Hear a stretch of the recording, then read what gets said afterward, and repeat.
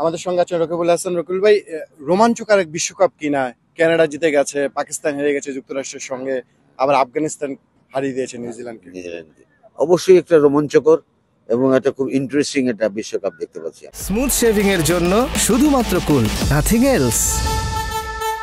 সেই জায়গায় বাংলাদেশকে বুড়ো আঙুল দেখাতে পারবে। এখন কি ভাবেন সুপার এইটে বাংলাদেশ এখন যাবে? কিন্তু বাংলাদেশ কিন্তু সুপার লিগে ওঠার, তবে বাংলাদেশের জন্য কিন্তু অন্য টিমগুলো যেগুলো নাকি অ্যাসোসিয়েট কান্ট্রি তাদের সঙ্গে আমি কম্পেয়ার করতে পারবো। We are test playing country. আর আজকে যে উইনটা দাপটের সঙ্গে স্যার উইনটা জিততে পারতো, বা তারপরও হয়তো একটু 2 উইকেটের না হয়ে আরো একটু 5 উইকেটে জিতলে সেটা ভালো হতে পারতো। বাট বোলিংও ভালো হচ্ছে আমাদের। তহিদ হৃদয়ের কথা বললাম, he is the game changer. Towhid Hridoy বাংলাদেশের ব্যাটিং এর এখন স্থপতি।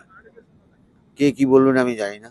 আপনি তাকে বলেন না সব সালুনের জিরা, তাকে আপনি ওপেন করেন, ওয়ান ডাউন করেন, মিডল অর্ডার করেন, he will perform because he so positive. আজকে 200 স্ট্রাইক নিয়ে গেছে, ব্যাটিং করেছে। এই বিশ্বকাপে সাকিবকে নিয়ে প্রত্যাশা অনেক বেশি ছিল, এখন পর্যন্ত Right. সেটা পারেনি সাকিব। এখন পর্যন্ত ফায়ার করতে পারেনি সাকিব, তা আমরা প্রত্যাশা করছি।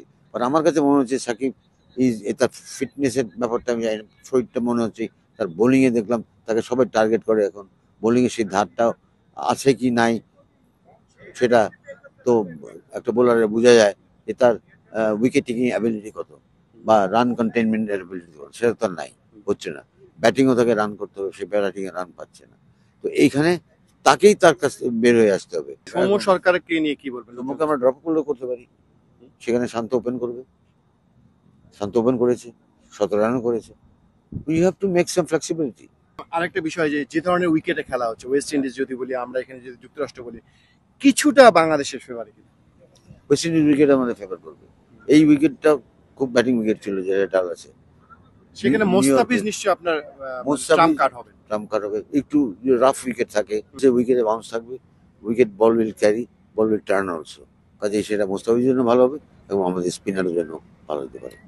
ভাই, থ্যাংক ইউ। যেটা রকিবুল হাসান বলছিলেন, বাংলাদেশ দলের এমন জয়ের পরও ভাবার জায়গা কিন্তু এখনো আছে বাংলাদেশ দলের মধ্যে। ব্যাটিং অর্ডারে যেমন পরিবর্তন হতে পারে, তেমনি সাকিব আল হাসানকে ফিরতে হবে সহমহিমায়। পথ এখনো অনেক বাকি, কিন্তু বিশ্বাসটা নিশ্চয়ই আছে, এখন সঙ্গী হয়েছে বাংলাদেশ দলের জন্য। তাহিদ আহমেদ, যমুনা স্পোর্টস, ডালাস, যুক্তরাষ্ট্র।